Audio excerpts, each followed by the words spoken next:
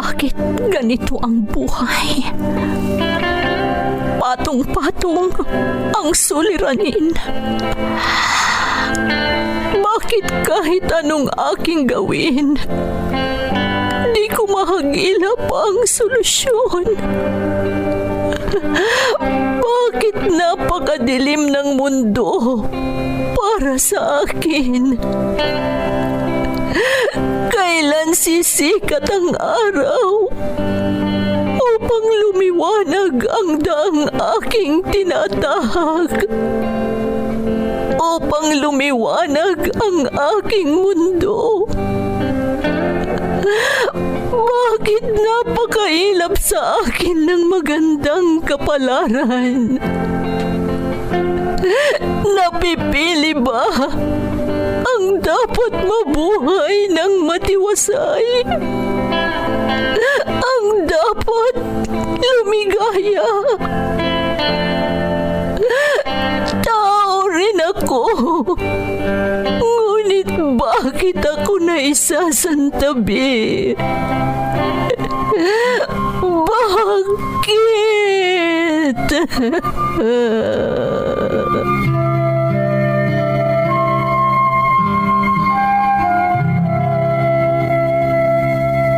Puno ang mundo ng suliranin.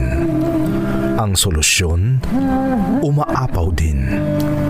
Sa bawat pagpatak ng luha, katumbas nito ay ligaya.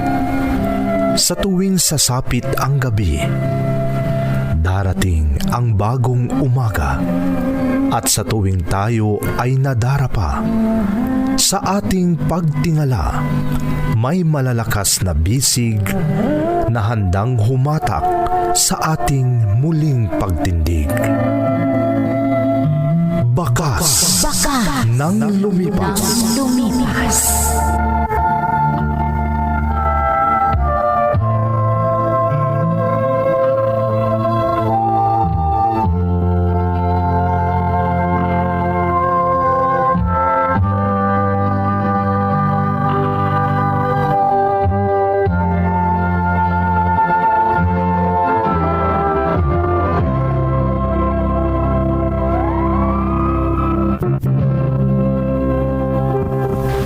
Don't forget to like and share and subscribe to this YouTube channel and hit the bell button.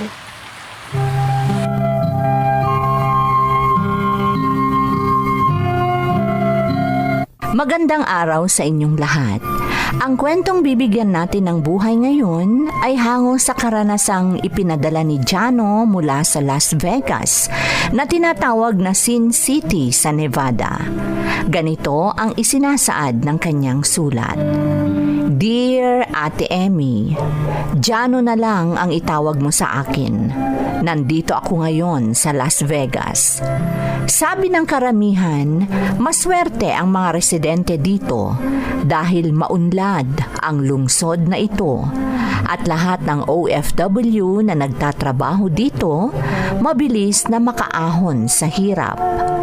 May katotohanan ng karamihan sa sinasabi nila, Ate Emmy, pero depende siguro sa sitwasyon ng isang OFW. Ako, hindi ko alam kung ano ang totoong sitwasyon ko ngayon dito. At yon ang gusto kong ibahagi sa mga nakikinig.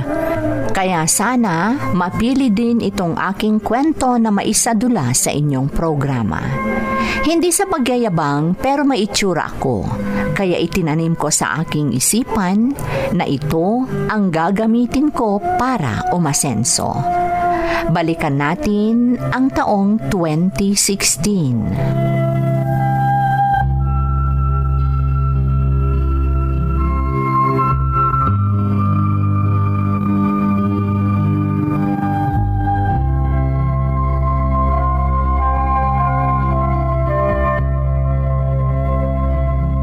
Alam mo anak, ako ang nag-aalala sa iyo.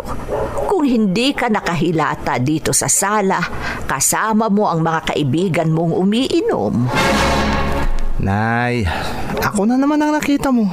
Ganyan ka na ba talaga anak? Wala ka na bang balak maghanap ng trabaho? Anong trabaho ang papasukan ko, Nay? Construction? Huwag na lang. Ano ang mapapala ko doon? Anong ibig mong sabihin, anak? Nay, kung magle-labor lang ako sa construction, di papangit ako. Bakit ba ganyan ka mga tuwiran, anak? Ano ang gusto mo? Yung pumangit ka dahil nagtatrabaho ka sa construction o matawag na tamad dahil ayaw mo talagang magtrabaho? Wala akong pakialam sa kanila, Nay. Kaya wala silang karapatang pakialaman ako.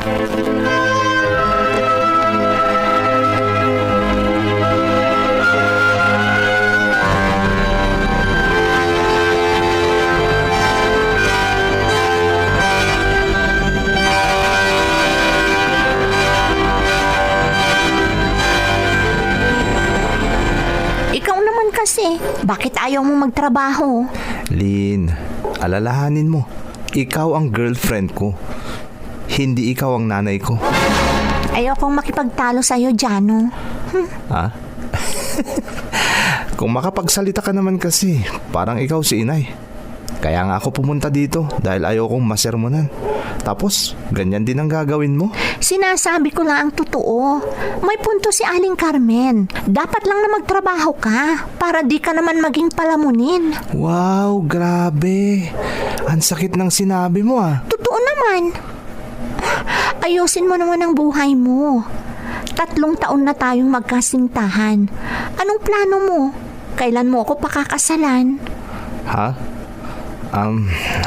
Wala pa. Hindi ko pa alam. Wala pa kasi akong ipon. Yan ang sinasabi ko sa'yo. Kaya dapat magsumikap ka para makapagpakasal na tayo.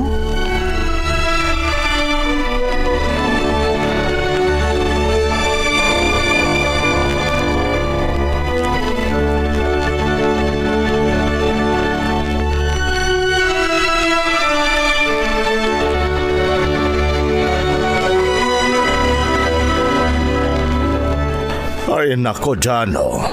Kung yang itsura mo lang ang ipinagmamalaki mo, ewan ko na lang, hindi ka mabubuhay niyan. Chong naman, wag naman sana kayong magsalita ng ganyan. Nasasaktan ako. Nagsasabi lang ako ng totoo. Para alam mo, pamangkin, dinidismaya na ni Siriaco si Lynn na anak niya. Ha? Anong ibig mong sabihin, Chong? Bakit nasangkot ang ama ng kasintahan ko? Hindi mo ba narinig ang sinabi ko? Ang ibig kong sabihin, pinapagalitan na ni Siriaco ang kanyang anak. Ang gusto ni Siriaco, hiwalayan ka na ni Lynn dahil wala ka raw kwenta. Ano? Yan ang totoo. Kaya magbago ka na, Jano. Magsikap ka.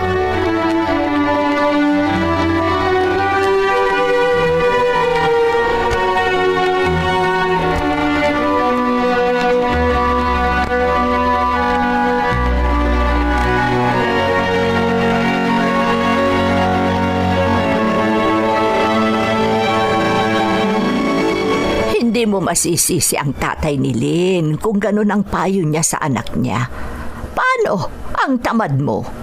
Yang itsura mo lang ang ipinagmamalaki mo. Mabuti pa yang isang kapatid mo. Marunong na siyang magtrabaho.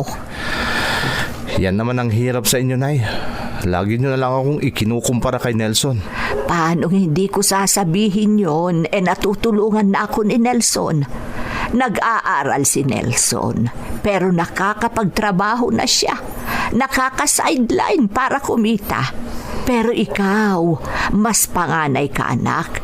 Pero Tama yan na, Nay. Huwag mo nang ituloy ang ibig mong sabihin. Pero ito ang tandaan mo, Nay. Lulunukin niyo pong lahat ang mga panlalait niyo sa akin. Tandaan niyo yan.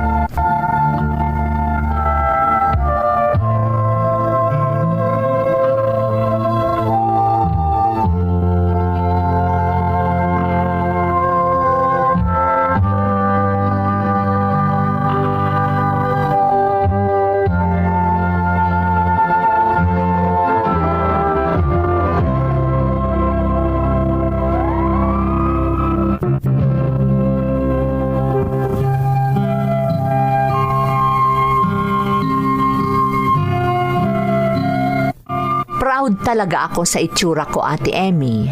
At aminado din ako na wala akong balak pakasalan ang girlfriend ko. Dahil ang pangarap ko ay babaeng may kaya sa buhay para maiahon ako sa hirap. Lahat ng malapit sa akin maliban sa pamilya ko, pare-pareho ang payo nila.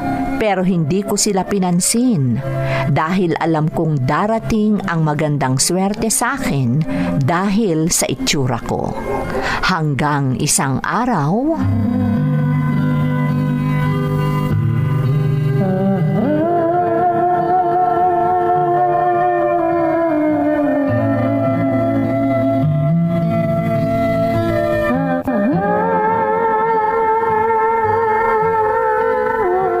Nelson, sino yung mistisang blondie na kausap mo kanina sa tindahan ni Aling Pasha? Si Bridget na anak na Aling Pasha yun, kuya.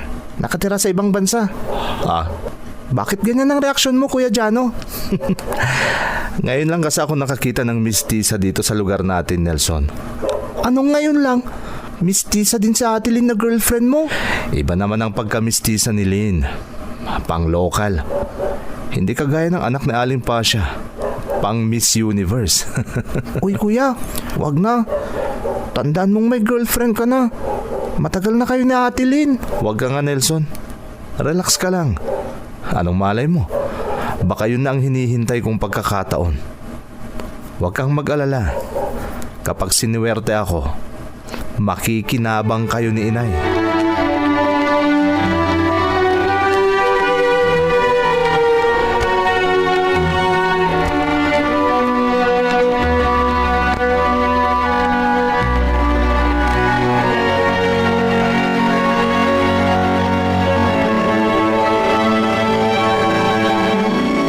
Loko-loko talaga ang anak mo, Carmen. Bakit, Kuya Paco? Umaali-aligid siya sa balikbayang anak ni Pasha. Ano? Oo nga. Simula nung dumating si Bridget na anak ni Pasha, lagi nang pumupunta sa tindahan nila si Jano. Doon na siya madalas tumambay. Kaya naman pala. Hindi ko na siya nadadatnan na nakahilata dyan sa sofa. Baka naman sa ibang sofa na siya humihilata. Pagsabihan mo yung anak mo, Carmen. Nakakahiya sa kaibigan kong si Ciriaco. Alam ng lahat ng nakakakilala sa atin, nakasintahan ng anak mo si Lynn. Baka pag-ugatan pa ito ng gulo.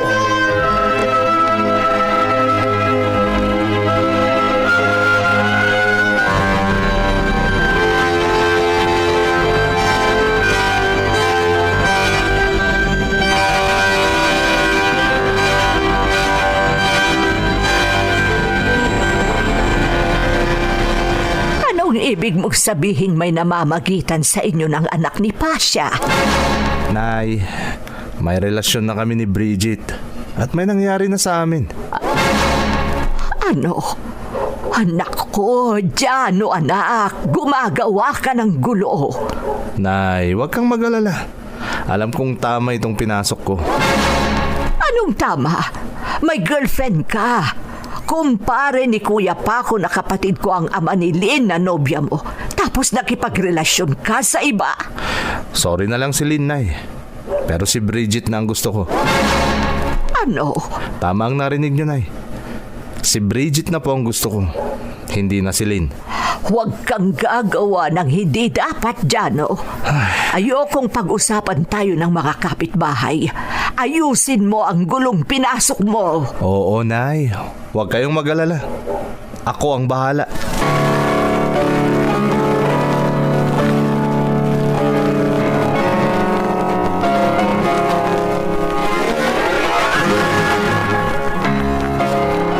Mabuti naman. At naalala mo pa akong puntahan, Jano. Lynn. Ang alam mo siguro, hindi nakarating sa akin ang mga bali-balita. Akala mo siguro, maililihim mo lahat sa akin. Kaya nga ako narito. Kasi gusto kitang makausap. Anong dahilan mo? Sige, sabihin mo sa akin. Bakit ganun ang mga nakarating sa akin na balita? Pasensya ka na, Lynn. Pero maghiwalay na tayo. Ano? Napag-isip-isip ko kasi. Hindi pala ikaw ang gusto ko. Pasensya ka na, Lynn. Sana mapatawad mo ako. Pasensya ka na talaga.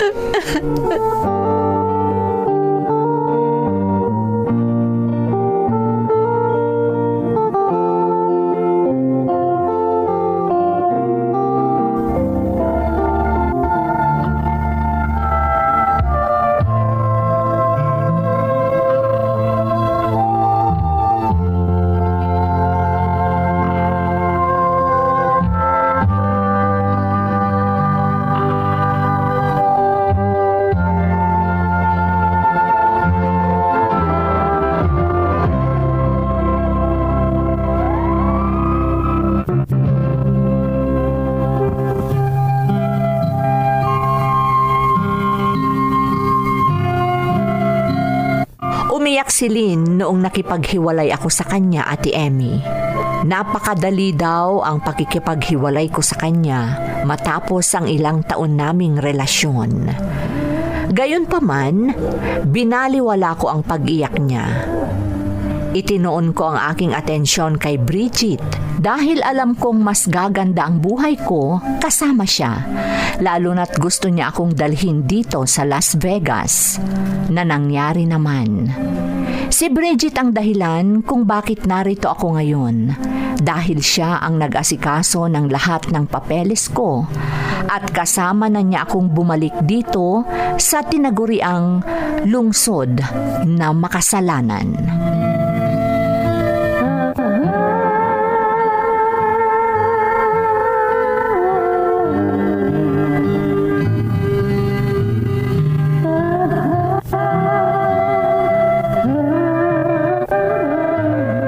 Hoy, Jano, bakit nakahilata ka lang sa sofa? You're so lazy. Tamad. Pati ba naman ikaw, Bridget? Ayaw kong sinasabihan mo ako ng ganyan. Masakit. But that's the truth. You are a lazy dog. Magtrabaho ka. Hindi yung nakahilata ka na lang. Nandito ka sa Las Vegas. Walang lugar dito ang mga tamad. Grabe naman magsalita si Bridget. Hindi naman ganyan ang ugali niya nung nasa Pilipinas pa kami. Pero simula nung nandito na kami sa Las Vegas, nagbago na siya. Galit na galit siya pag nakikita niya akong walang ginagawa.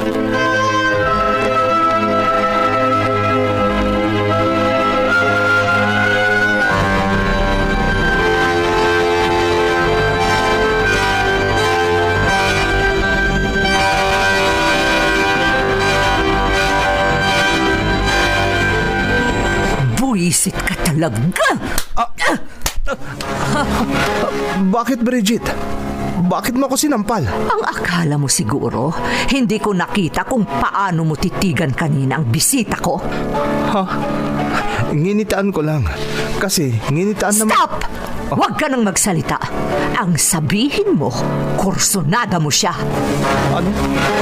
Hindi totoo yung sinasabi mo. Siguraduhin mo lang, Jano. Dahil pag nalaman kong linoloko mo ako, palalayasin kita dito sa bahay ko. Ano? Saan naman ako pupunta, Bridget? Hindi ko kabisado ang lugar na ito. Dahil mula noong dumating tayo dito, hindi na ako lumabas ng bahay. 3 beses mo pa lang yata akong isinamang lumabas. Nahuli pa nga ako ng mga pulis nung huli tayong lumabas. Parang gusto nila akong arestuhin noon. Buti na lang at nakausap mo sila. Aarestuhin ka talaga dito pag nagkataon kasi illegal kang nandito. Ano? Hindi ba inayos mo ang mga papeles ko? Oo, pero hindi ako tanga. Inayos ko ang mga papeles mo para maisama kita dito, pero bilang turista lang. At ngayon, paso na ang mga papeles mo. Kaya dito ka na lang sa bahay ko. Dito ka magtrabaho. Kung hindi, aarestuhin ka ng mga kinauukulan.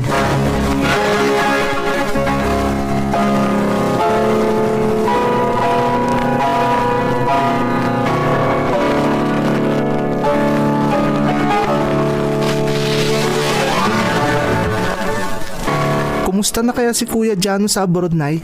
Ay, nako anak, hindi ko alam. Hindi pa tumatawag ang kuya mo. Nakalimutan na yata tayo ni Kuya. Ay, hindi naman siguro. Baka busy lang ang kuya mo sa abroad. Baka may trabaho na siya, anak. Nagbago na kaya si Kuya, Nay? Hindi na kaya siya tamad? Anong malay natin? Pwede naman magbago ang isang tao. Ha? Numero lang naman ang tumatawag. Walang pangalan. Sandali lang, anak. Sasagutin ko lang.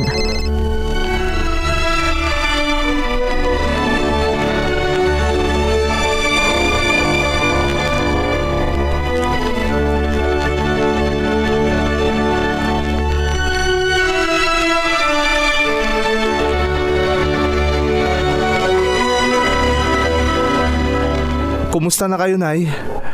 Miss na miss ko na kayo. Kami rin, anak. Sa totoo lang, pinag-uusapan ka namin ng kapatid mo ngayon bago ka tumawag. Nay, Kumusta ka na dyan, anak? Bakit ngayon ka lang tumawag? Halos 1 taon mula nung nag-abroad ka nakasama si Bridget. Ngayon mo lang kami naalala. Kumusta ka na, anak? Nay, Bakit? May problema ba? Bakit parang nalulungkot ka? okay lang ako dito, Nay. Wala naman akong problema dito. Sigurado ka, anak? Bakit ganyan ang boses mo? Para kang umiiyak. Hindi, Nay. Hindi ako umiiyak. Namimiss ko lang kayo. Sige po, tatawag na lang ako ulit. Basta wag kayong mag-alala sa akin, ha? Sige, anak. Mag-iingat ka dyan. Kayo rin po. Mag-iingat kayo. Bye.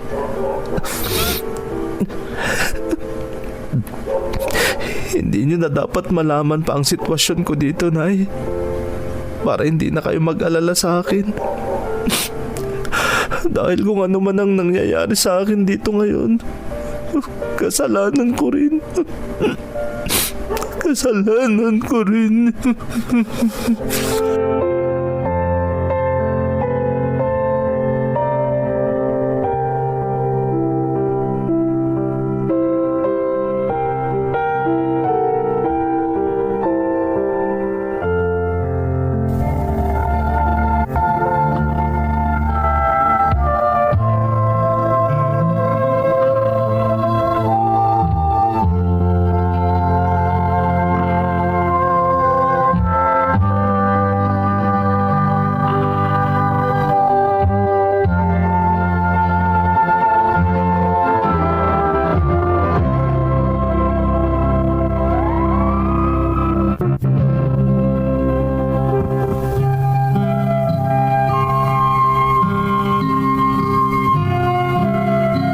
Marahil may mga hindi naniniwala sa aking salaysay, pero ito ang totoo, Ate Emmy. Para akong preso ngayon dito sa bahay ni Bridget dito sa Las Vegas. Kaya sinabi ko sa unang bahagi ng aking sulat na hindi ko alam kung ano ang totoong kalagayan ko dito. Hindi ko itinuturing ang sarili kong OFW dahil palamunin lang ako ng babaeng nakasama ko dito at siya rin ang nagpapadala sa nanay ko. Dahil lagi akong andito lang sa bahay, nakita ko itong YouTube channel na ito na rin ang aking libangan at dito ko ibinahagi ang aking karanasan para makapag-iwan ako ng leksyon sa mga katulad kong may maling ugali. Ito ang aking kwento. Lubos na gumagalang, Jano. Jano, salamat sa pagbabahagi ng iyong kwento. Nakalimutan mo na sa mundong ito, ang pagsusumikap at pagpupursige ang sandigan ng iyong buhay. Hindi rin kita masisisi kung sobra mong ipinagmalaki ang iyong anyo at yon ang ginamit mo para makaahon ka sa hirap. Pero ano ang natagpuan mo? Dusa at kalungkutan. Sana ay maayos na ang lahat at makabangon ka sa sitwasyon mo ngayon.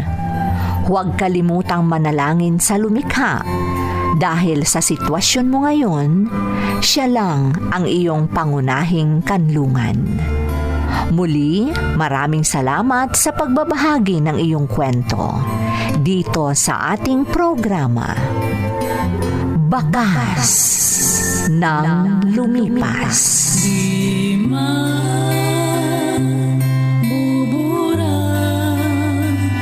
sa isipan ang mga pagsubok na karanasan.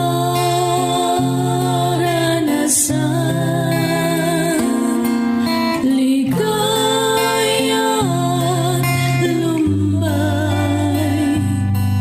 nagbibigay kulay, mga nakaraan, bakas ng lumipas.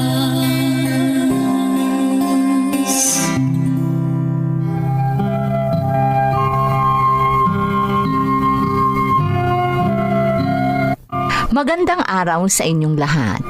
Ang kwentong bibigyan natin ng buhay ngayon ay hango sa karanasan ni Anthony mula sa New Zealand.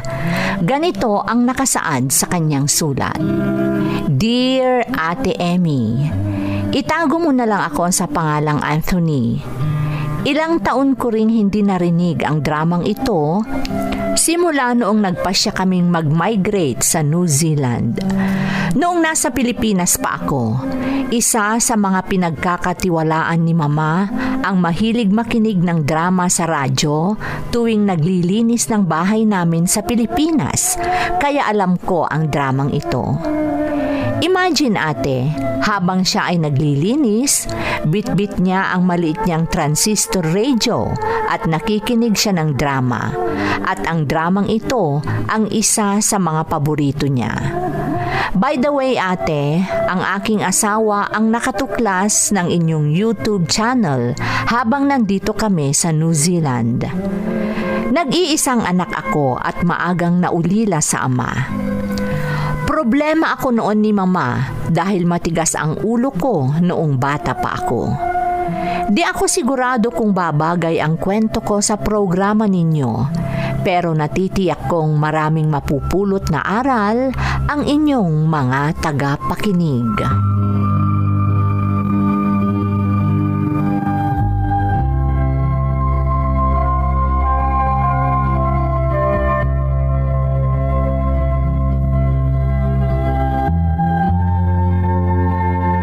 Hindi ka na ba talaga magbabago, Anthony? Lagi mo na lang akong binibigyan ng sakit ng ulo. Bakit kasi laging ako ang nakikita mo, Mama? Huwag mo na lang kasi akong pansinin. Ibig mong sabihin, pababayaan ko na lang ang mga kalokohang ginagawa mo. Anong kalokohan ang pinagsasabi mo, Mama? Wala naman akong ginagawang masama. Huwag ka nang magkaila, iho. Alam kong ikaw ang dahilan kung bakit umalis ang isa nating katulong. Bakit mo ako sinisisi, Mama? Choice niya yon. Siya ang umalis at wala akong kinalaman doon. Hindi basta-basta aalis yung isang yon ng walang mabigat na dahilan. Kaya kahit hindi mo sabihin, alam ko may ginawa ka, Anthony. Ay, nako. Alam mo, Ma, isipin mo na ang gusto mong isipin. Basta ako, wala akong ginawang masama sa kanya. Tapos ang usapan.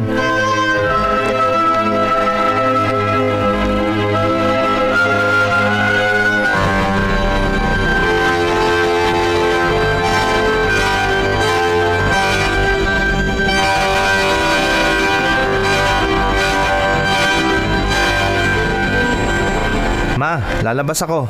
Makikita kami ng mga kaibigan ko. Nayan ka na naman, Anthony. Mamaya, kung ano na naman ang mabalitaan kong ginawa mo. Ma, ano ka ba naman?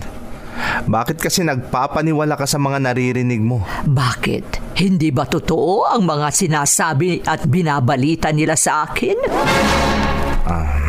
Mama, Lahat ng naiparating sa akin, totoo, di ba? Bakit ba laging ako na lang ang umaayos sa mga gusot mo? Matanda na ako, Anthony. Hindi na ako laging malakas. Paano ka na lang kung wala na ako? Mama, Dapat ayusin mo na ang buhay mo, anak. 23 taong gulang ka na. Nasa tamang edad ka na para magdesisyon at gumawa ng mga bagay na magpapaunlad sa buhay mo. Ang yaman na iniwan sa atin ng iyong ama. Kung hindi mo ito mapangangalagaan, ikaw rin ang maghihirap sa huli.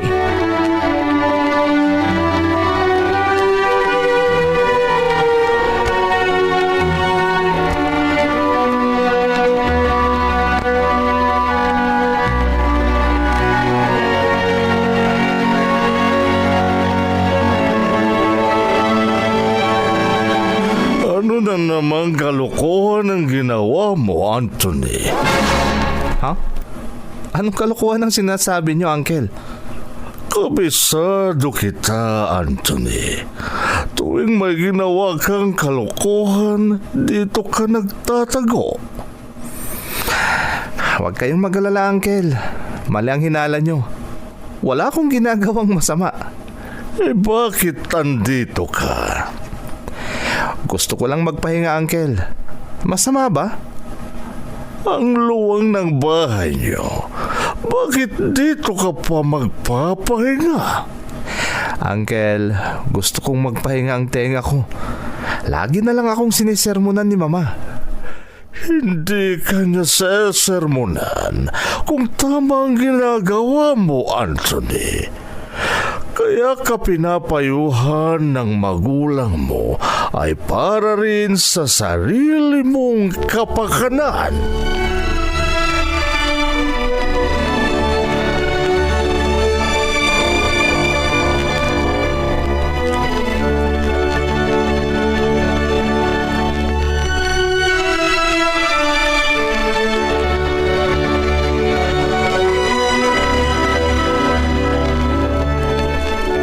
Bakit ayaw mo magtrabaho? Min, alalahanin mo. Ikaw ano ang yan? girlfriend ko. Sino ang nakikinig ng drama sa radyo? Ayokong makipagtalo sa'yo dyan. Bakit ang lakas? Ha? Nakising tuloy ako. Kung makapagsalita ka naman Natutulog kasi. pa ang tao eh. Sino?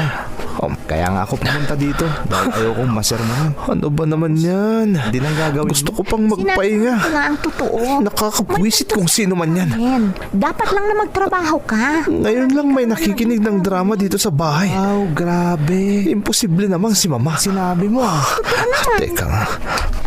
Kumanda sa akin kung sino man ang nakikinig ng napakalakas na radyo na yan. Tahan. Sisirain ko ang radyo niya sa harap niya. Kakakasalan.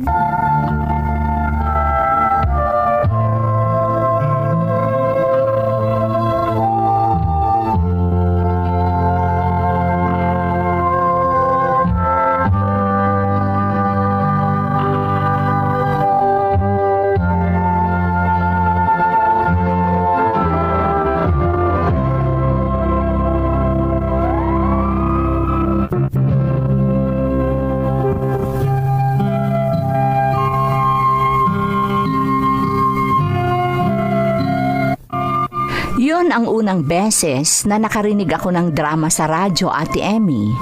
At nagalit ako dahil puyat akong galing sa mga kaibigan ko.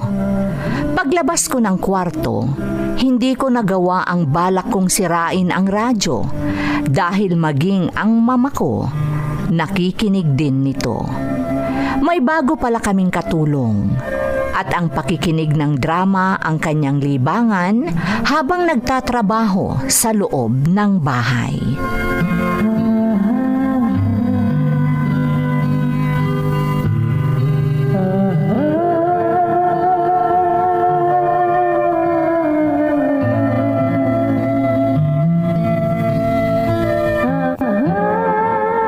Hindi ko gusto ang pagtingin-tingin mo kay Lisel, Anthony. Kung ano man ang binabalak mo, huwag mo nang ituloy. Ako mismo ang magpapakulong sa'yo. Ha? Ano bang sinasabi mo, Mama? Hindi ka na makapagsisinungaling sa akin, Anthony. Kilala kita. Lahat ng katulong na umalis, ikaw ang dahilan. Mama, wala akong masamang ginagawa sa kanila. Hindi ko kasalanan kung umalis sila. Huwag mo na akong lokohin. Alam kong ikaw ang dahilan kung bakit sila umalis. Anong nilolokong sinasabi mo, Mama? Nako, Anthony, alam kong nakipagrelasyon ka sa kanila. Ang dami mong pangako, pero wala kang tinupad. Ha? Oh, bakit hindi ka makapagsalita? Kaya wag mo na akong lokohin, Anthony. Ang sabi ko nga, huwag mong subukan si Lisel. Hindi ko sana kukunin na kasambahay si Lisel dahil alam ko ang kalokohang pwede mong gawin. Pero nagmakaawa siya na magkaroon ng trabaho para sa kanyang pamilya.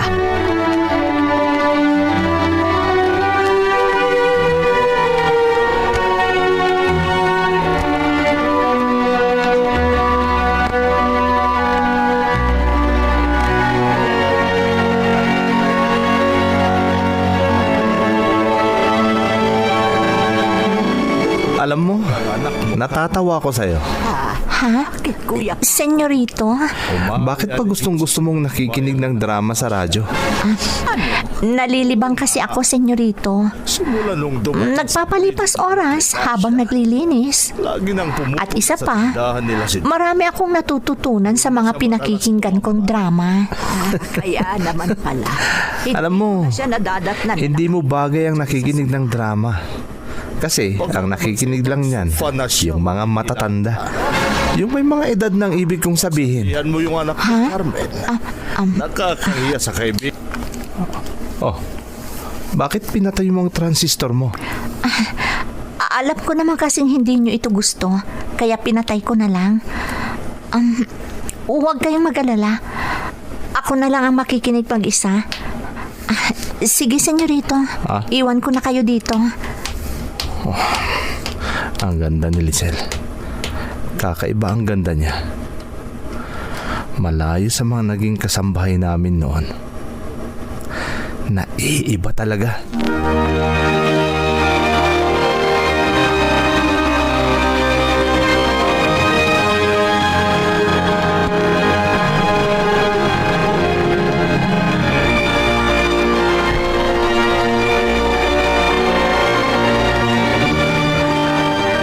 Lisel, mas maganda siguro kung umuwi ka na lang tuwing hapon. Ibahin na natin ang pinag-usapan natin noon na every week ka lang uuwi.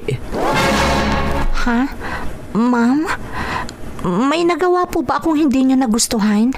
Kaya biglang nagbago ang isip nyo? Ayaw nyo po ba sa trabaho ko? Pagbubutihin ko na lang po kung yun ang gusto nyo, ma'am. Hindi sa ganyan. Yun nga lang at... Baka hindi po nyo nagustuhan ang pakikinig ko ng drama sa radyo. Hindi, Lisel. Sa totoo lang, gusto ko rin ang dramang pinapakinggan mo. Kaya nakikinig din ako habang nagtatrabaho ka. Pero... Ma'am, parang awan nyo na po. Mahihirapan ako kung uuwi ako tuwing hapon. Pandagdag ko na lang po sana sa ipon ko yung gagastusin ko pa uwi. Aayusin ko na lang po ang bodega nyo. Doon na lang po ako. Hindi. Lalo akong hindi papayag na sa bodega ka titira. Delikado doon. Ha? Sige. Hindi na natin babaguhin yung usapan natin na uuwi ka linggo-linggo. Pero mag-iingat ka lagi. Lalo na kapag wala ako dito sa bahay. Ha? Tandaan mo ang sinabi ko, Lisel.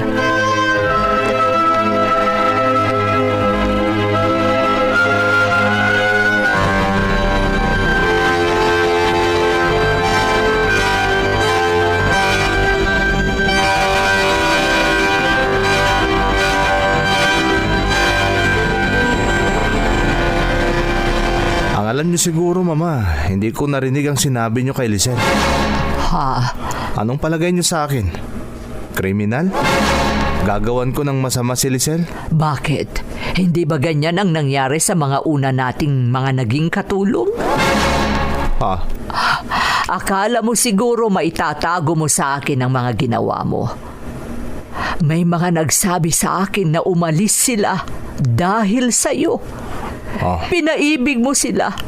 Pero nung nagsawa ka na, hindi mo na sila binibigyan ng pansin. Mama. Tingnan mo, nagulat ka kasi tama ako.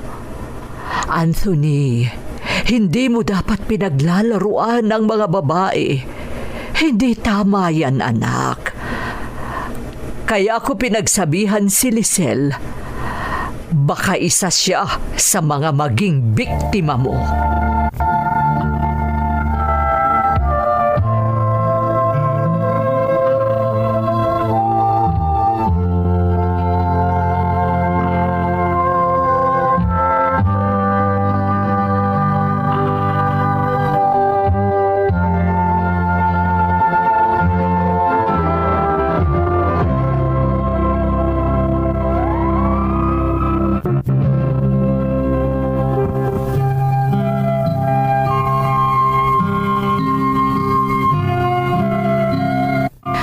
Ang sinabi ni Mama. Halos lahat ng mga naging kasambahay namin ay nakarelasyon ko. Kung hindi ko makuha sa santong dasalan, kinukuha ko sa pamamagitan ng pera. At pag nakuha ko na sila, wala na silang silbi sa akin. Ewan ko kung bakit masaya ako pag may napapaibig at naloloko akong anak ni Eva. Alam ko namang hindi maganda ang gawain kong ito, pero hindi ko mapigilan ang aking sarili.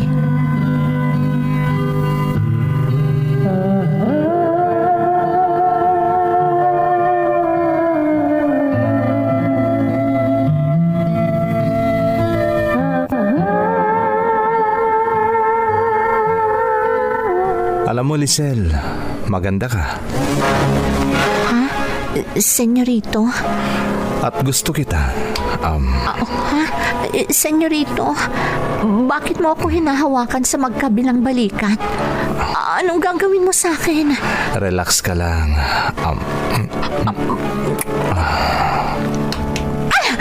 Bastos! Lisel! Bastos ka! Bumalik ka dito! Lisel! Walang yang babae yan. Siya pa lang ang nakasampal sa akin. Palaban pala ang walang hiya.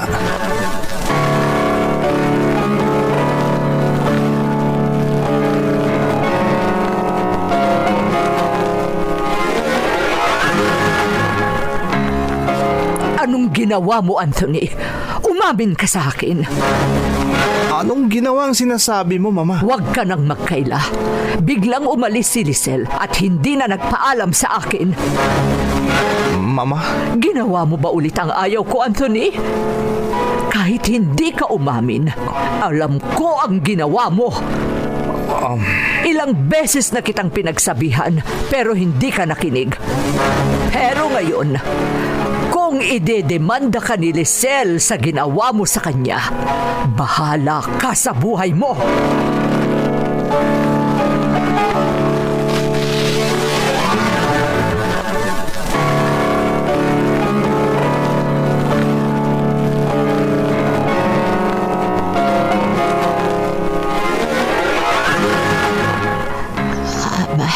Anong pangalan mo?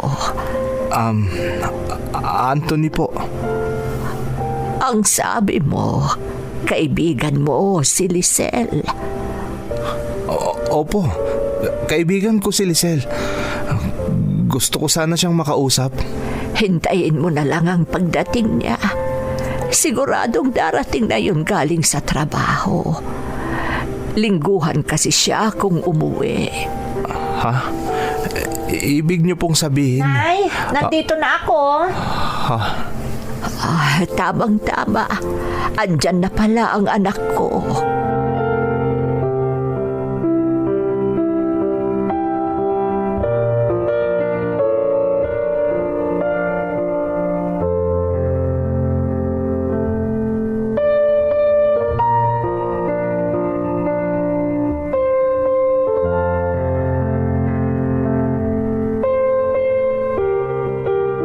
Hindi ka pa ba nakontento sa pambabastos sa akin? Kaya sinundan mo pa ako dito sa bahay namin? Makinig ka sa akin, Lisel. Hindi yan ang dahilan kung bakit ako nandito. Mahirap lang talaga kami, senyorito. At mayaman kayo. Pero hindi mo kami dapat bastusin at maliitin. Hindi dahil mahirap kami. Magagawa mo na lahat ang gusto mong gawin sa amin. Lisel, patawarin mo ako. Nabigla lang ako. Hindi, senyorito. Hindi ka nabigla sa ginawa mo. Talagang gawain mo na ang ganun. Lisel, Binalaan ako ni Ma'am. Natakot ako. Pero naglakas loob pa rin akong pagsilbihan kayo. Para sa nanay ko na may sakit. Para sa pamilya ko. Hindi ako pumayag sa gusto ng mama mo na umuwi ako tuwing hapon. Dahil dagdag pa ito sa gastusin ko. Bukod doon, mukhang mabait ka naman nung una. Pero nagkamali pala ako. Dahil totoo palang bastos ka. Bastos ka.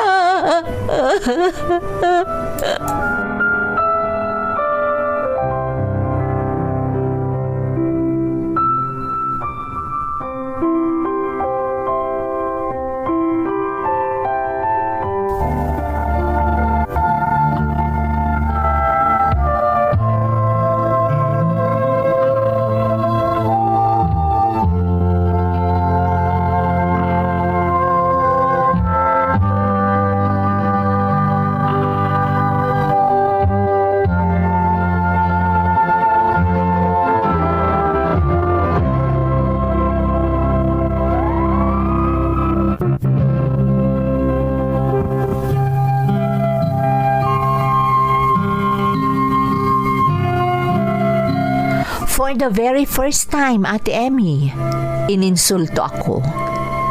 Hindi ko hinahayaang iniinsulto ako, lalo na kung isang babae lang. Pero ng mga pagkakataong yun, hindi ako makakibo sa kinatatayuan ko.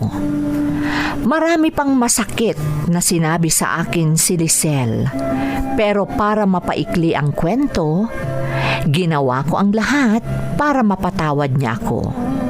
Hindi lang yun, ginawa ko lahat para mahalin ako ni Lisel at hindi rin ako nabigo. Nung ikinasal kami, sobrang saya ng mama ko, lalo na dahil nakita niya ang pagbabago ko. Naging responsable ako nung pinakasalan ko si Lisel. At sama-sama na kaming nakikinig sa mga drama sa radyo dyan sa Pilipinas. Hanggang sa nagdesisyon si Mama na mag-migrate kami sa New Zealand dahil nakabili kami ng bee farm na minamanage namin ni Lisel. Gaya ng aking sinabi, natagpuan ng aking asawa ang YouTube channel na ito kamakailan at lubos ang kasiyahan niyang ipinaalam sa akin. Kaya ngayon, masaya kaming sama-samang nakikinig nila Mama sa tuwing mag-a-upload kayo ng bago niyong drama. Ito ang aking kwento at sana ay kapulutan din ng aral. Lubos na gumagalang, Anthony. Anthony, una sa lahat, gusto kong humingi ng pasensya. Ilang buwan na rin ang nakalipas bago namin nabuo ang kwento mo. Dahil gaya ng aming reply sa iyong email, may mga naunang dapat naming bigyang prioridad. Salamat din at ipinagkatiwala mo sa amin ang iyong kasaysayan. At sa hindi mo itinago o ikinaila ang kalokohan mo sa mga naging katulong ninyo. Pero sabi nga nila, makakahanap at makakahanap ka rin ng katapat mo. At eto nga si Lisel na siyang naging asawa mo at siya ring naging dahilan ng iyong pagbabago. Sana hindi mo na ulitin ang iyong pagkakamali para hindi mo na masira ang masayang pamilyang binuo mo. Muli, maraming salamat sa pagbabahagi ng iyong kwento dito sa ating programa, Bakas ng Lumipas. Di mabubura sa isipan ang mga pagsubok na karanasan. Ligaya at lumbay, nagbibigay kulay, mga nakaraan. Bakas ng lumipas.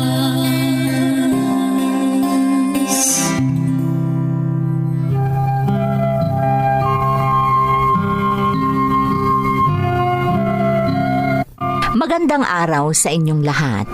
Ang kwentong bibigyan natin ng buhay ngayon ay hango sa karanasang ipinadala ni Reynaldo mula sa Canada. Ganito ang nakasaad sa kanyang sulat. Dear Ate Emmy, itago mo na lang ako sa pangalang Reynaldo. Nandito ako ngayon sa Canada at sa kasagsagan ng pandemya, malaking tulong na nakita ko ang inyong YouTube channel dahil ito ang nagsilbing libangan para hindi masyadong makaramdam ng lungkot dahil sa lockdown. At isa ito sa nakakatulong para maibsan ang pananabik sa ating bansang Pilipinas. Isa ako sa mga naapektuhan ng pandemya ang trabaho. Ang ipinagpapasalamat ko lang ay hindi ako katulad ng iba na tuluyang nawalan talaga ng trabaho. Sa kasagsagan ng krisis, ate, sobrang boredom talaga ang nararamdaman ko. Kaya napakasaya ko nung makita ko ang drama ninyo sa YouTube dahil nung wala pa ako sa abroad, isa ang dramang ito na pinakikinggan namin ni tatay habang kami ay nasa lupang sinasaka namin. Nais ko ring ibahagi ang aking karanasan na siguradong hindi ko makakalimutan. At nangyari ito noong nagsasaka pa ako kasama ang aking ama.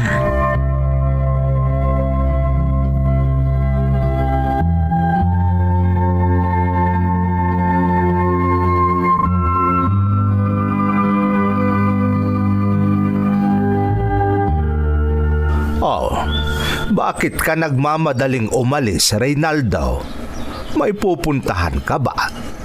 Hindi ba sabi nyo, tay? Ihahatid ko na yung hati nila sa malaking bahay. Dadalhin ko na po para matapos na ang iniutos ninyo. Bakit ba kung sa malaking bahay kita inuutusan, pumupunta ka agad? Pero kung iba ang iutos ko, ang dami mong dahilan. Tay naman, hindi naman ako ganyan. Lahat naman ng utos nyo, wala akong hinihindian. Totoo, pero may dahilan ka bago ka sumunod.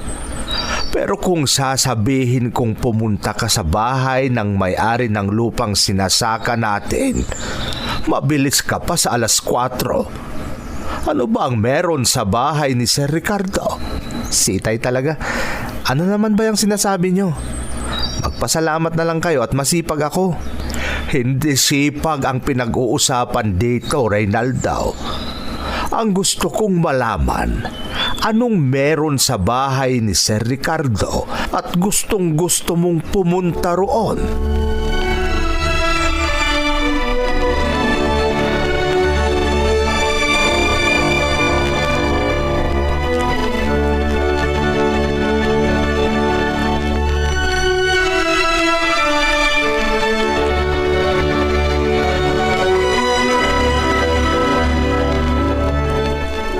Magandang araw, Alice. Oh, anong kailangan mo, Reynaldo? bakit andito ka sa bahay? Pumunta ako dito para ihatid ang parte niyo sa ani. Inutusan ako ni Itay. Ganun ba? Asan ang parte namin? Nakaayos na sa bodega niyo, Alice. Oh, naman pala. Bakit nandito ka pa? Ha? May iba ka pa bang gagawin? O pakay, Reynaldo? Wala na. Yun lang naman ang ipinunta ko dito. O di umalis ka na. Wala na palang rason para magtagal ka pa dito. Istorbo ka sa pamamahinga ko. Hindi man lang nagpasalamat si Alice. Pinahiya pa niya ako.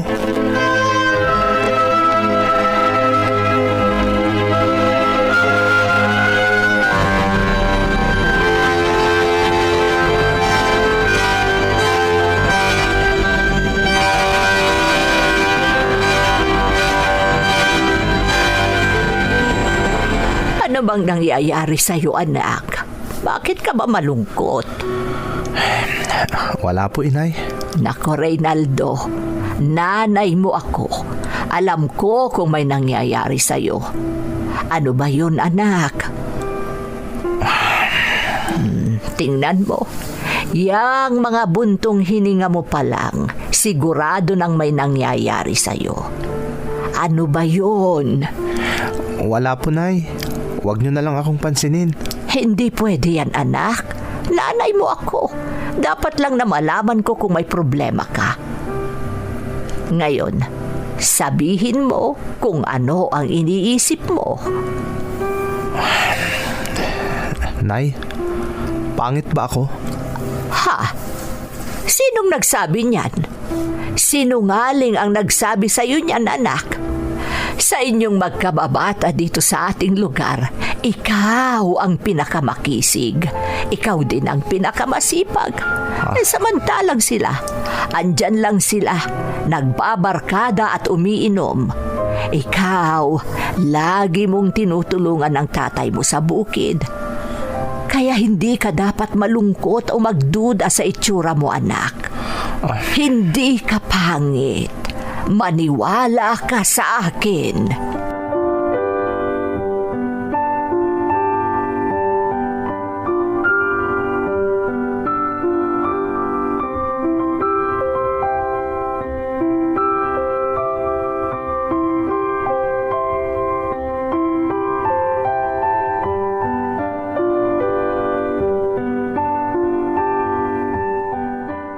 Oh, bakit andito ka na naman sa bahay, Reynaldo? Inutusan ako ni Itay, Alice. Kailangan ko daw kayong makausap tungkol sa bukid na sinasaka namin. Kung tungkol sa bukid, hindi ka dapat sa akin nagsasabi. Si Papa ang kausapin mo. Pasensya ka na, Alice. Ikaw kasi ang una kong nakita. Kaya nga akala ko, okay lang na Pwes, hindi okay. Naintindihan mo? Ha? At pwede ba, Reynaldo? Iwasan mo na lang akong kausapin pag pumupunta ka dito. Bakit, Alice? Magkababata naman tayo, di ba? Ayaw nga kitang kausap. Kaya pwede ba? Huwag ka nang magtanong.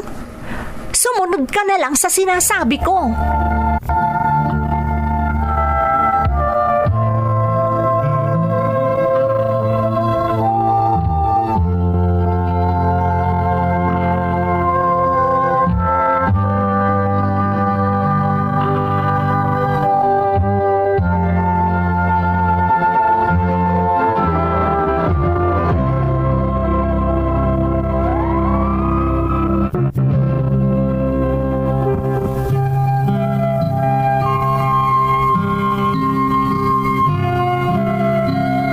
Kababata ko si Alice, Ate Emmy, ang nag-iisang anak ng may-ari ng lupa na sinasaka namin ni Itay. Maganda si Alice, kaya hindi nakapagtatakang maraming nagkakagusto sa kanya. At isa na ako sa kanila. Ang problema lamang, ate, halatang wala siyang pagtingin sa akin. At tila ba naiinis siya tuwing magkausap kami. Gayon pa man, hindi rin naman natin matuturuan ang puso. Kaya nilalapitan ko pa rin si Alice tuwing may pagkakataon. Pero may nangyaring hindi ko inaasahan.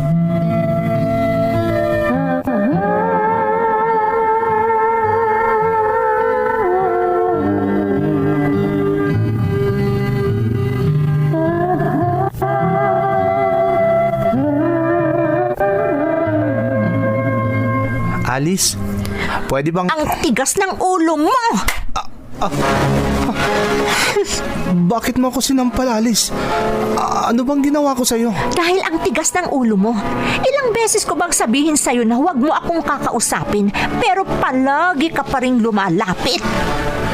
Itatanong ko lang Kung sana... may gusto kang itanong, maraming katulong. Sa kanila ka magtanong. Sila ang kausapin mo. Hindi ako ang binibwisit mo.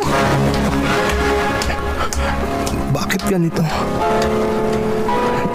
Napakapangit ng pakikitungo niya sa akin. Sinasaktan pa niya ako.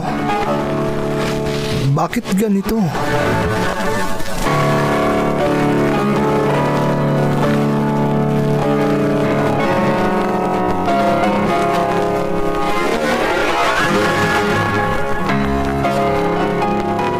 Anong sabi mo, anak?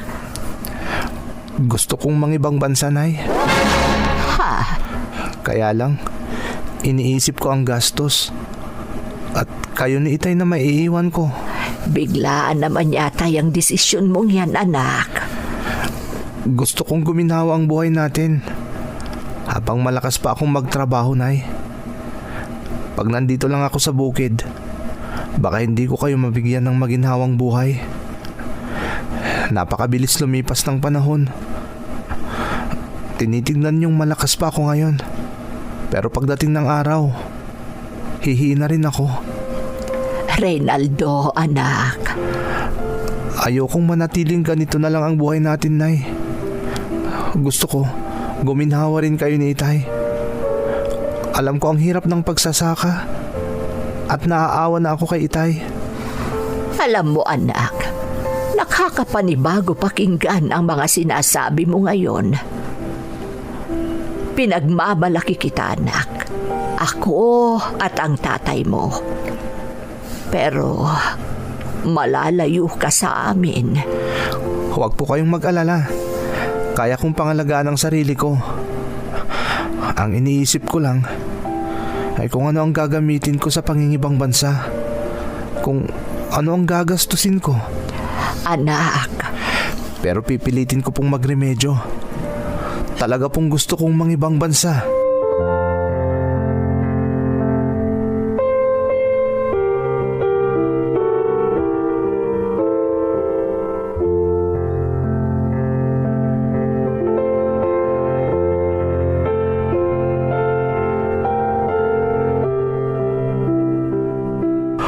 Ako na lang ang pumunta dito sa inyo dahil hindi mo naman ako naabutan nang pumunta ka sa bahay, Reynaldo. Gusto mo raw akong makausap, sabi ng mga katulong. Sir Ricardo, nakakaya naman. Hinintay niya na lang sana ako. Reynaldo, huwag kang mahiya. Alam kong mahalaga ang pakay mo sa akin. Sir? Tungkol saan bang sasabihin mo? Sir, alam ko pong nakakaya. Pero gusto ko po sanang magpatulong sa inyo. Tungkol saan ba yan, iho? Pangarap ko po kasing makapangibang bansa. Magpapatulong po sana ako sa inyo. Ganun ba? Kung mangingibang bansa ka, sino na lang ang makakasama ng tatay mo sa pagsasaka sa bukid? Sir? Hindi naman sa dinidismaya kita. Pero may mga bagay lang akong gustong itanong sa'yo. At sana maintindihan mo.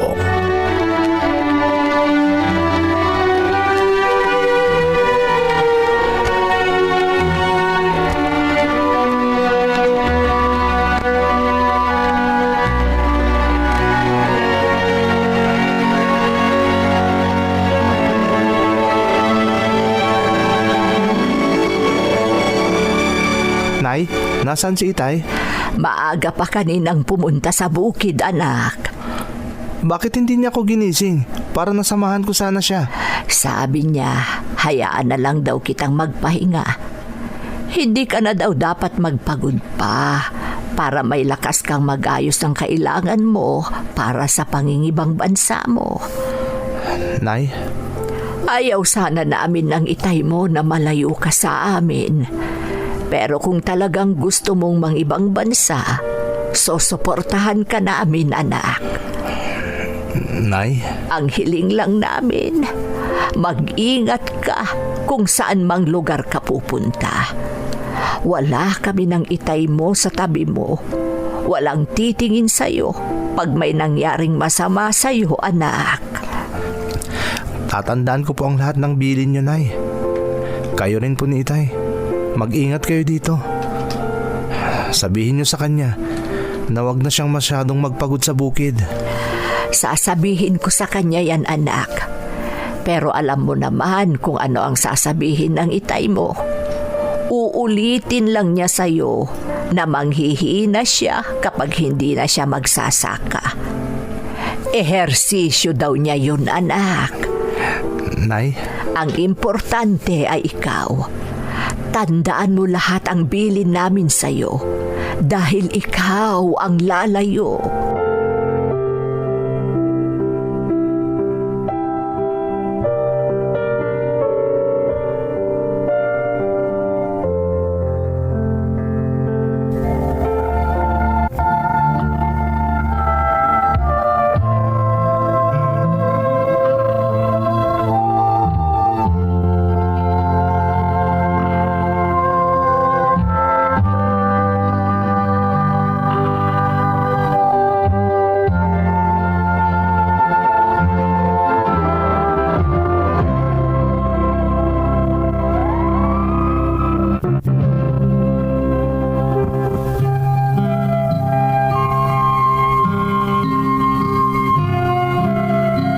Tinandaan ko lahat ang habilin ng mga magulang ko, Ate Emmy.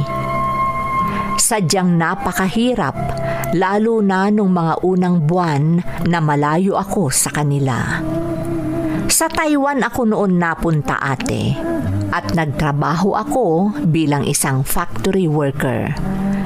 3 taon akong nagtrabaho doon at sinikap kong bayaran ang nahiram namin kay Sir Ricardo. Hanggang sa natapos ang kontrata ko sa Taiwan at nagbakasyon ako.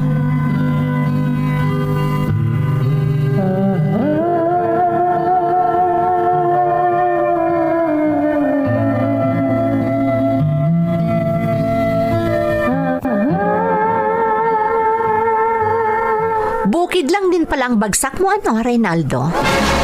ha? Hindi ka na sana ng ibang bansa kung babalikan mo rin ang pagsasaka. Hindi ka pa rin umaasenso. Mamalis, tinutulungan ko lang si Itay habang nagbabakasyon ako. Inaayos ko rin ang mga papeles ko para makabalik sa abroad. Huwag po kayong mag-alala. Sa susunod na bakasyon ko dito, sisiguruhin kong hindi na ako babalik sa bukid. Pati na rin si Itay, hindi na siya magsasaka. Sige ma'am, aalis na ako. Ibinigay ko lang kay si Ricardo ang nahiram ko noong nang ibang bansa ako. Ang sabi ko sa kanya, interesan niya. Pero ayaw niya. Napakabait talaga ni si Ricardo. Ang layo ng ugali niya sa kanya. Ano? Sige ma'am, maiwan na kita dito.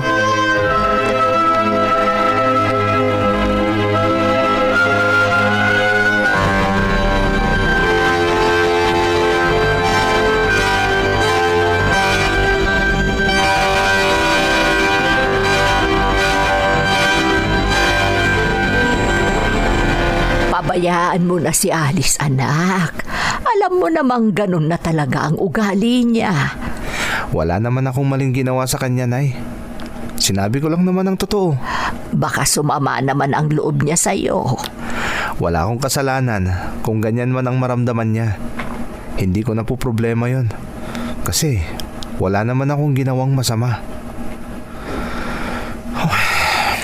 Oh, bakit napabuntong hininga ka, anak? Hindi ko kasi maintindihan ng sarili ko, Nay. Nakikita ko na nga ang ugali ni Alice. Pero hindi pa rin naglalaho ang nararamdaman ko para sa kanya. Ha? Naging hamon sa akin ang pangmamaliit niya noon. Kaya ako ng ibang bansa. Naisip ko na sa aking pagbabalik, magbabago na ang ugali ni Alice. Pero sa tingin ko, hindi pa rin. Sabi ko na nga ba, kaya pala ura-urada ang desisyon mong ng ibang bansa, anak. Nay? Si Alice pala ang dahilan. Opo. At ngayong nabayaran ko na ang utang ko kay Sir Ricardo, magsisimula na akong mag-ipon para sa susunod na pagpunta ko sa ibang bansa. Sisiguraduhin kong makakaahon na tayo sa hirap, Nay. Lalo na at ibang bansa ang pupuntahan ko ngayon.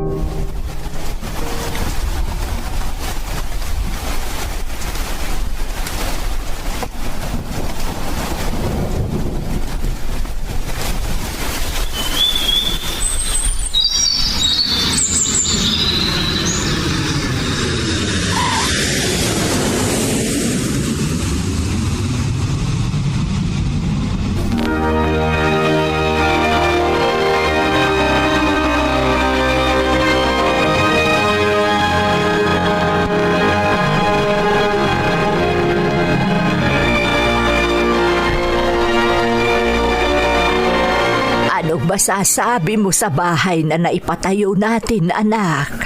Maganda, Nay. Sa wakas, natupad na rin ang mga pangarap ko para sa atin nila Itay. Reynaldo, anak, natupad na lahat ang pangarap mo.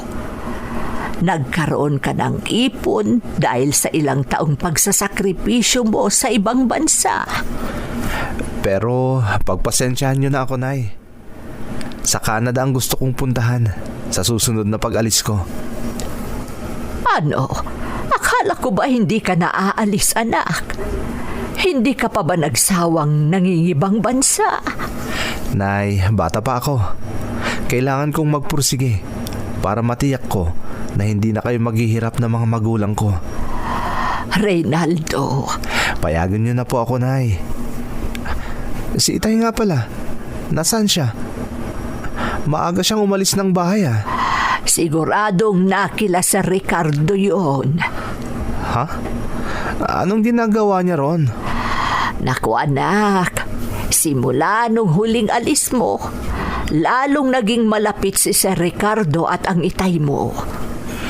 Ibig niyo pong sabihin, nagtatrabaho pa rin si Itay para kay Sir Ricardo? Nagsasaka pa rin siya? Matanda na si Itay. Hindi na nagsasaka ang itay mo, anak. Kinuha siya ni Sir Ricardo bilang kasosyo. Magkasosyo na sila ng itay mo. Ha? At ang itay mo ang namamahala sa mga magsasaka sa farm ni Sir Ricardo. Ganun ba, Nay? Oo, anak. Ang mabuti pa, pupuntahan ko doon ang Itay. Magpapasalamat na rin ulit ako kay Sir Ricardo dahil sa mga naitulong niya sa atin.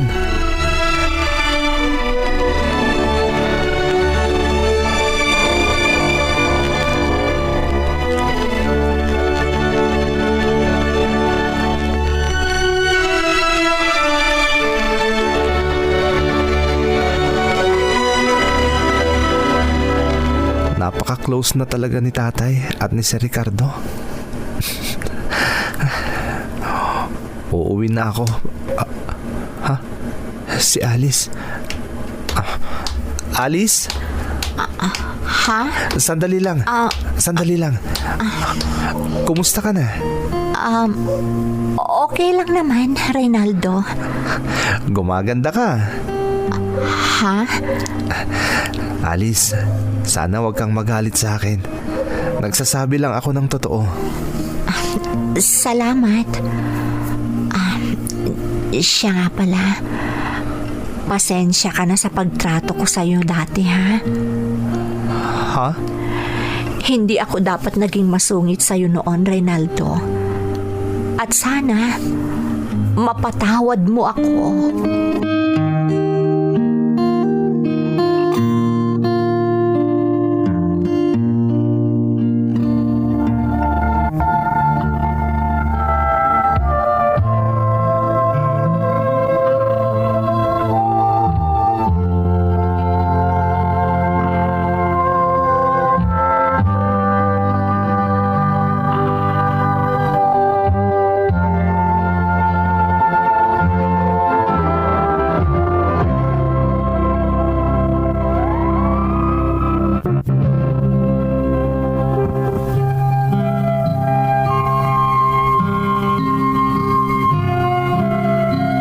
Nagulat ako nang humingi ng tawad sa akin si Alice, Ate Emmy. Pero ramdam ko na mas lalo akong na-inlove sa kanya. Yun ang simula ng pagiging malapit namin sa isa't isa kahit nandito ako sa Canada. Nung huling nagbakasyon ako, nagtapat ako sa kanya at hindi naman ako nabigo. Sa totoo lang, Ate Emmy, ikakasal na sana kami, pero tumama ang pandemic kaya na-postpone. Pag makauwi ako, ikakasal na kami. Ito ang aking kwento. Lubos na gumagalang, Reynaldo. Reynaldo, salamat sa pagbabahagi ng iyong kwento. Tingnan mo nga naman naging hamon ang taong nagpahiya sa iyo para ituloy ang mga pangarap mo at hindi ka nabigo. Alam mo kung bakit? Dahil ginawa mong inspirasyon ang mga ginawa sa iyo at ginamit mo ito bilang lakas para matupad ang mga pangarap mo. Sana walang maging hadlang sa inyong pagsasama at mapanatili ang kaligayahan ng inyong pamilya. Muli, maraming salamat sa pagbabahagi ng iyong kwento dito sa ating programa, Bakas ng Lumipas. Di mabubura sa isipan ang mga pagsubok na karanasan.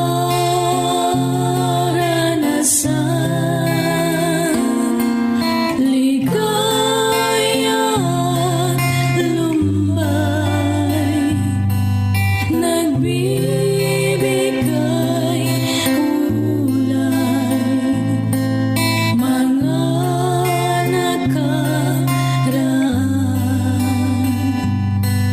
bakas ng lumipas.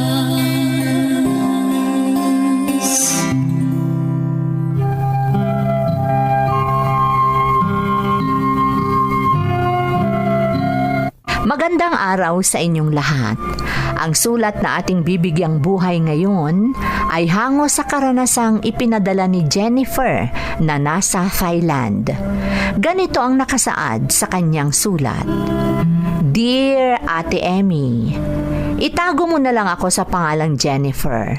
Isa ako sa masugid niyong taga-subaybay sa mga upload niyo sa YouTube. Sa totoo lang, paulit-ulit kong pinapakinggan ang mga drama nyo. Dahil bukod sa nakapagbibigay kasiyahan, marami ka pang aral na mapupulot. Di ko alam kung tama bang ipalathala ko ang aking karanasan.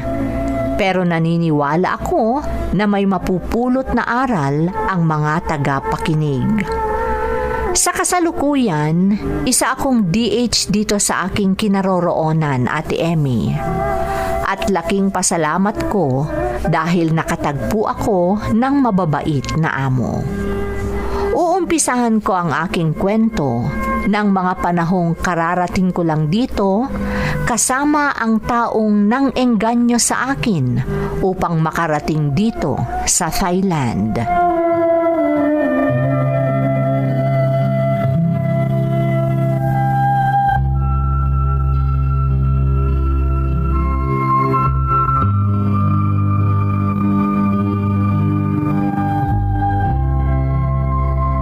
Oh, dito tayo titira. Anong masasabi mo, Jen? Ang ganda pala ng tirahan mo dito, Paulo. Hay nako, Paulo na naman. Ilang beses ko bang sasabihin sa'yo na Paula ang itawag mo sa akin dahil babae ako? Girl, ako. Ha? Oo nga pala. Sorry, Paula. Pasensya ka na. Hindi pa rin kasi ako sanay na tawagin kang Paula. Pwes, masanay ka na, girl. Paula, Paula, Paula. Isaksak mo yan sa mind mo, ha? Yan ang name ko dahil girl ako. Operasyon na lang ang kulang sa akin, no? Pero yung boses mo, halatang halata pa din na gay ka dahil dyan sa boses mo. Ay basta, maaayos din yan. Magiging tunay na akong babae dahil nandito na ako sa Thailand. Madali na lang magpa-opera dito, no? Talaga? Oo naman. Oo nga pala. Ano ba ang magiging trabaho ko dito? Ha? Ano? Ay, basta, huwag kang mag-alala dahil magkakapera ka dito. Pero ito ang tandaan mo.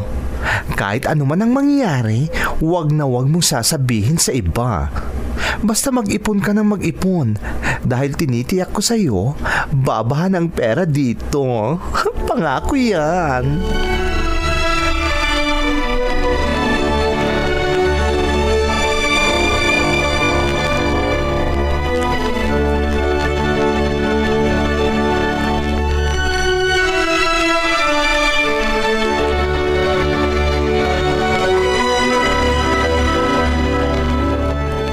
Jennifer, lalabas muna ako, ha? Dito ka lang. Huwag kang lalabas. Sama naman ako, Paula. Wala naman akong gagawin dito. Ano ka ba? Basta dumito ka na lang. Hindi ka pwedeng lumabas. Saan ka ba pupunta? Bakit kailangan mo akong iwan dito? Maghahanap ako ng mapapasukan mo. Bakit? Ayaw mo bang magkatrabaho? Bakit naman hindi? Gustong gusto ko, Paula. Ganun naman pala. O, di dumito ka lang. Meron lang akong importanteng pupuntahan. Ha? Akala ko ba maghahanap ka ng mapapasukan ko? Bakit sinasabi mo ngayon na meron kang mahalagang pupuntahan? Ano ka ba naman? Ang dami-dami mong sinasabi. Basta dito ka lang. Hintayin mo ako dahil meron lang akong importanteng pupuntahan. Oo nga pala, meron akong juice na tinimpla sa ref. Magmerienda ka na, ha? Uminom ka ng juice. Para sa'yo talaga yon. Sige, Paula. Pwede na ba ako magmerienda ngayon? Nauuhaw kasi ako. Ano pang ginagawa mo? Go! Magmerienda ka na. Kumuha ka na ng juice sa ref. Gora na, girl!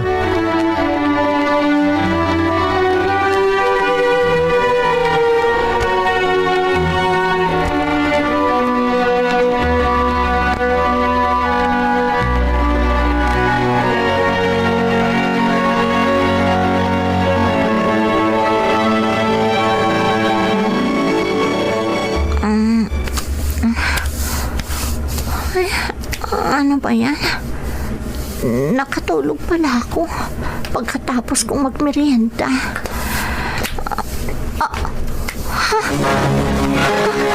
Bakit ako nakahubad? Ay, Diyos ko! May dugo pa sa... Anong nangyari sa akin? Ang sakit ng... Diyos ko! Bakit ganito ang itsura ko? Bakit wala man lang akong namalayan? Anong nangyari sa akin? Diyos ko!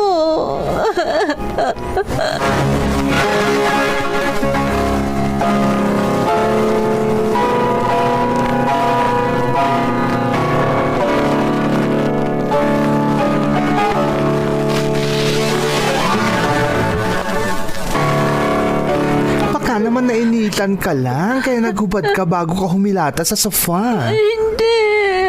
Alam ko at nararamdaman kong may ibang nangyari sa akin. Meron, Paula. Eh, anong nangyari sa'yo? Bakit hindi mo alam kung anong nangyari sa'yo? Iyan nga ang ipinagtataka ko. Nararamdaman ko may umabuso sa akin.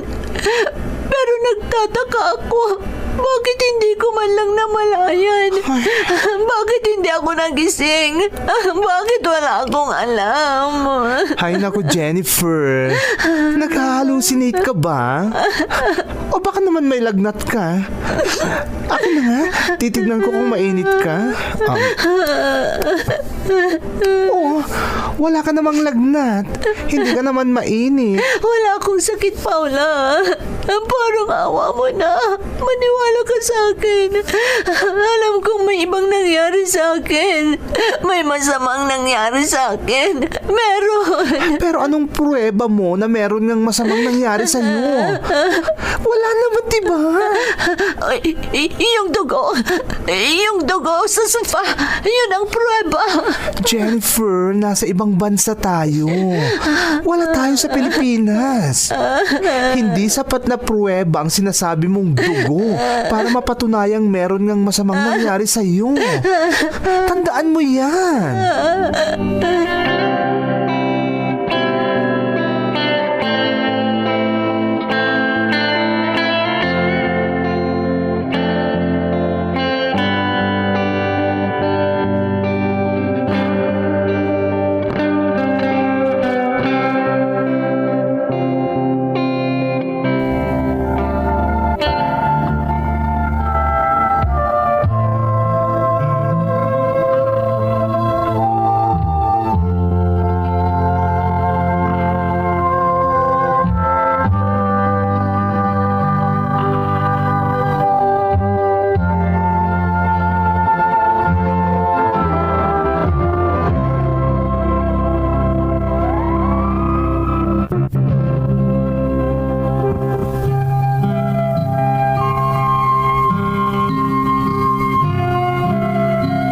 Dahil sa sinabi sa akin ni Paula, Ate Emmy, kinalimutan ko na ang plano kong magpaimbestiga. Wala naman kasi akong alam na paraan upang mapatunayan ko na talagang may nangyaring masama sa akin. Pero simula noon, binibigyan na ako ni Paula ng pera kahit wala pa akong trabaho. Dahil hindi naman ako umaalis sa tirahan namin sa bansang kinaroroonan ko, mabuti na lang at nandyan si Paula. Yun ang lagi kong sinasabi sa sarili ko. Dahil kung wala siya, hindi ko alam kung saan ako kukuha ng perang ipapadala ko sa pamilya ko sa Pilipinas. Hanggang isang araw,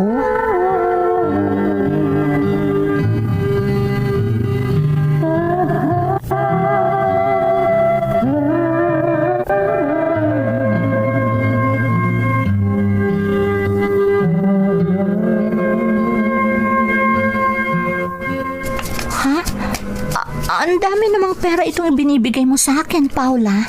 Oh, bakit? Ayaw mo ba? Gustong-gusto ko, Paula. Bakit naman hindi? May idaragdag na naman ako sa ipon ko para may padala ako sa pamilya ko sa Pilipinas. Talaga naman. Kaya magpasalamat ka na lang, okay? Thank you, Paula. Pero, saan ka pupunta? Mag-a-attend ako ng party.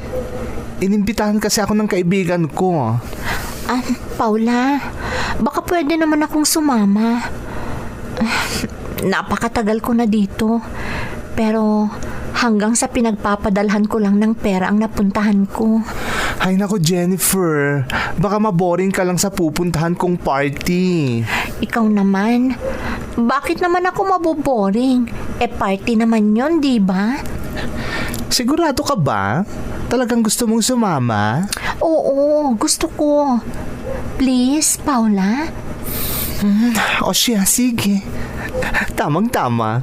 May ipasusot ako sa iyo, Jennifer. Bagay na bagay sa iyo yun.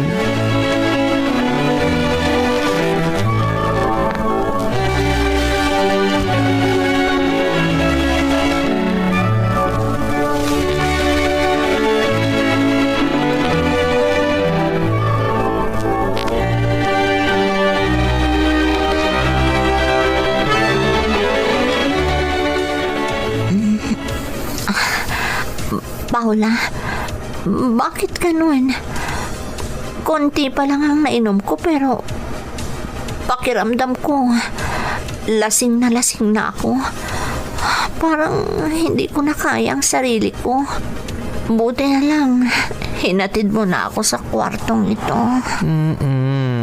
Kasi hindi ka naman makakatulog sa mga nagpa-party. Kaya dumito ka na lang muna at magpahinga. Gigisingin na lang kita pag uuwi na tayo.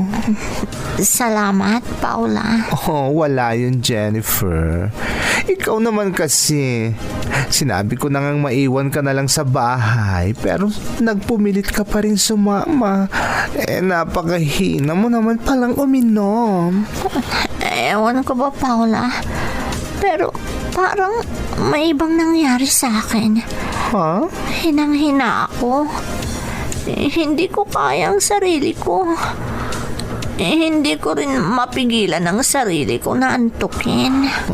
Kaya nga magpahinga ka muna sa silid na ito. Matulog ka, girl. Gigisingin na lang kita pag uuwi na tayo. Sige, Paula. Salamat uli, ha. Wala yun. Ikaw naman. Talagang inaantok ako. Basta, gisingin mo ako mamaya. Huwag mo akong iiwanan dito. Nakakahiya tuloy sa mga kaibigan mo. Wala kang dapat ikahiya, girl. Okay lang yun. O siya, matulog ka na muna, ha? Gigisingin na lang kita mamaya.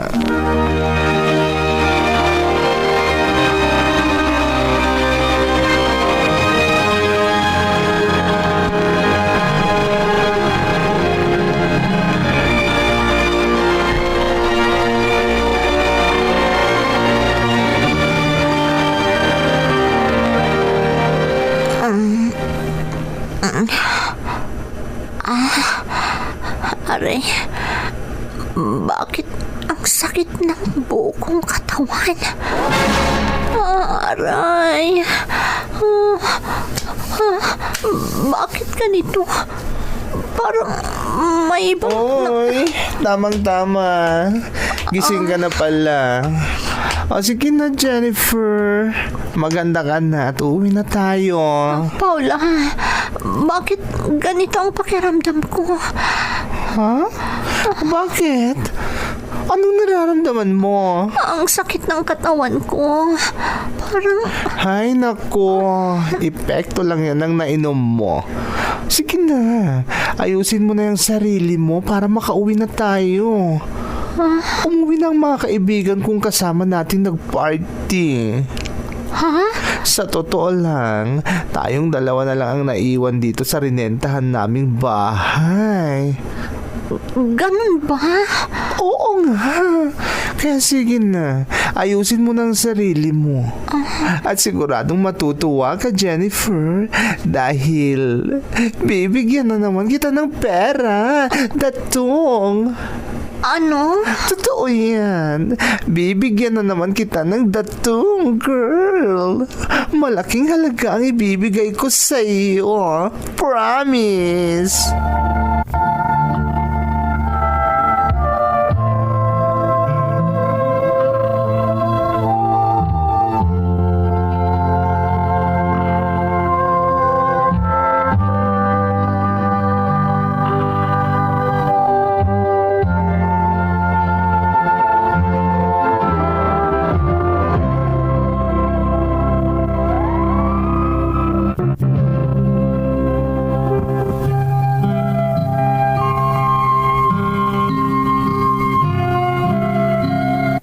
Labis-labis ang kasiyahan ko kapag binibigyan ako ni Paula ng pera, Ate Emmy. Kaya naitanim sa isipan ko na mabuting tao si Paula kahit ganon ang pagkatao niya. Akalain mo nga naman, kahit napakatagal nang wala akong trabaho at nasa bahay lang ako, nakakapag-ipon ako, Ate Emmy, dahil sa mga perang binibigay sa akin ni Paula. Ang ipinagtataka ko lang, ayaw niya akong makipag-communicate sa pamilya ko sa Pilipinas. Hanggang padala na lang ako ng pera, ngunit hindi ko man lang sila matawagan at makausap. Ang isa pang ipinagtataka ko, sa tuwing isasama niya ako sa mga okasyon o kaya ay iwanan niya ako sa tinitirhan namin, nakakatulog ako at paggising ko, masakit na ang buo kong katawan. Hanggang isang araw, may nakilala akong kababayan na nagtratrabaho malapit lang sa tirahan namin.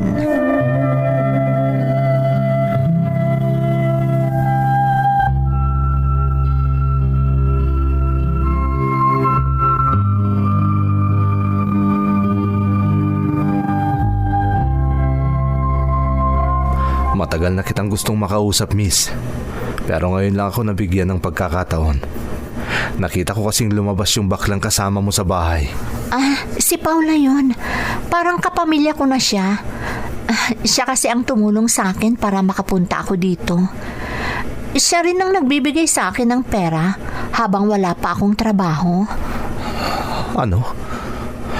Kung ganun, talagang hindi mo alam na ibinubugaw ka niya. Ha? Anong ibinubugaw ang sinasabi mo?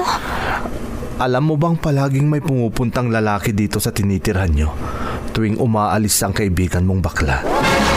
Kapag nakaalis na ang lalaki, saka palang darating yung kaibigan mong bading. Ano? Mabuti nga at nakita kita ngayon. Nagkaroon ako ng pagkakataong makausap ka.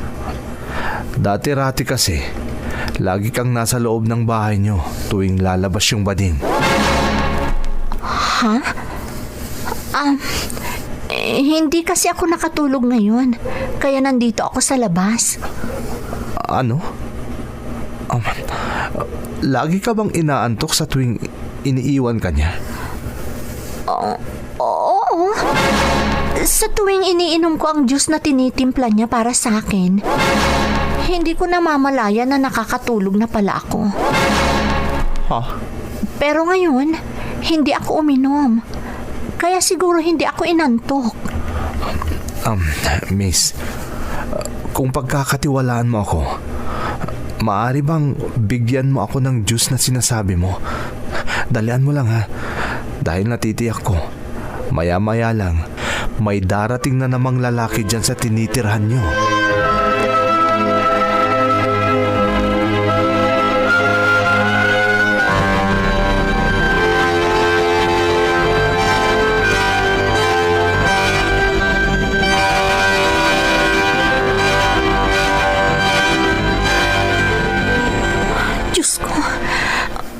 Tama kayang gagawin kong ito.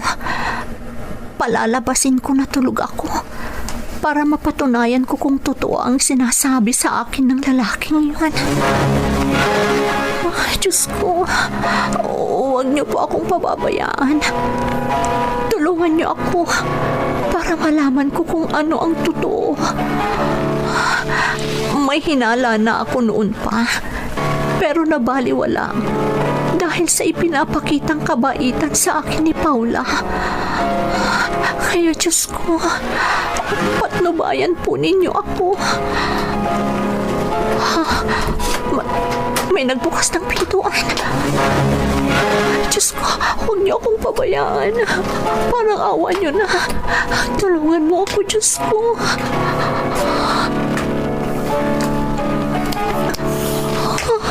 Hinahaplos niya ang binti ko. Diyos ko, Tama nga ang sinasabi ng lalaking yun. Tama nga.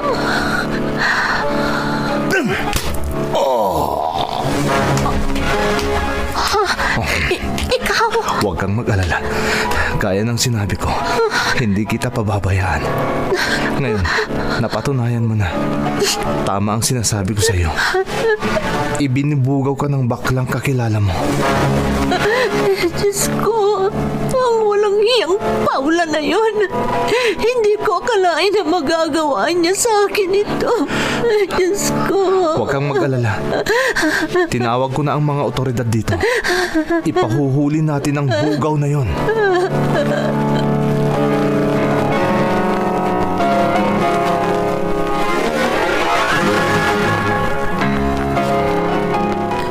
Walang hiyak. Ayop! Ayop! Jennifer, parang awa mo na. Huwag mo gawin sa akin ito. Ayoko makulong. Parang awa mo na. Ayop ka, Paula. Ayop ka.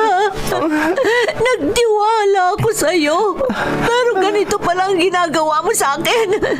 Kaya naman pala sa tuwing sasabihin ko sa'yo na nararamdaman kong may ibang nangyayari. Sa tuwing iniiwan mo ako sa tirahan natin. O di kaya sinasama mo ako sa mga pinupuntahan mong party. Iyon pala. Huwag kang umasta ng ganyan. Nakinabang ka naman, hindi ba? Nakaipon ka nga eh. Ako pa nga ang nagpapadala ng pera sa pamilya mo sa Pilipinas. Pero sinira mo na ang kinabukasan ko. Ayop ka! Aray ko, tama na. Huwag mo na akong saktan. Makukulong ka, hayop ka! At ko. sisiguraduhin ko na mabubulok ka sa kulungan!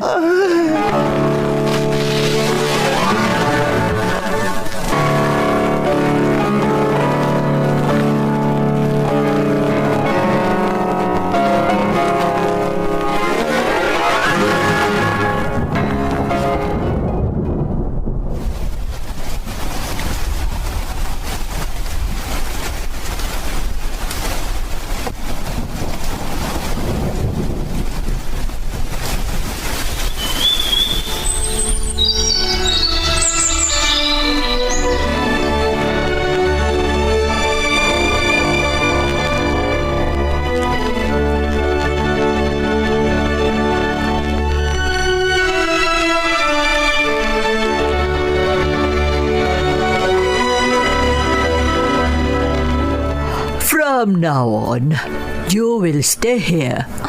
Madam, You will take care of my kids, take care of us, and we will treat you as a family. thank you, Madam. Thank you very much. Oh, why are you crying? Is there something wrong? Nothing, Madam. I'm just happy. Very happy, Madam. You mean you like to stay with us? Yes, Madam. I do. I really do. Thank you for trusting me. Thank you very much.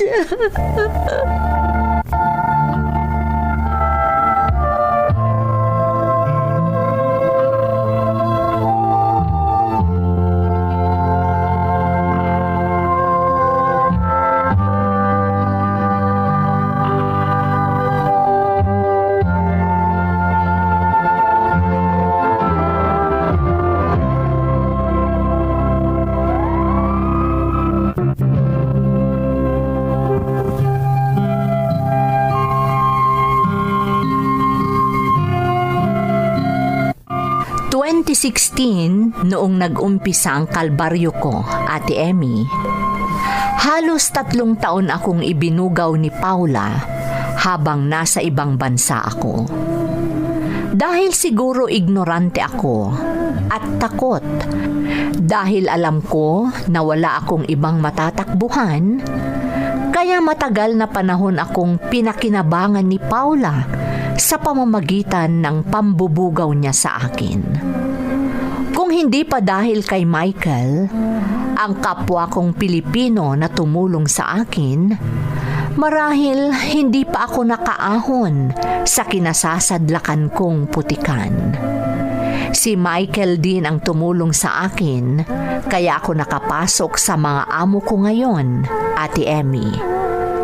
Si Paula naman, balita ko, nakalabas na siya ng kulungan sa tulong ng mga kontak niya sa Thailand at nakauwi na sa Pilipinas.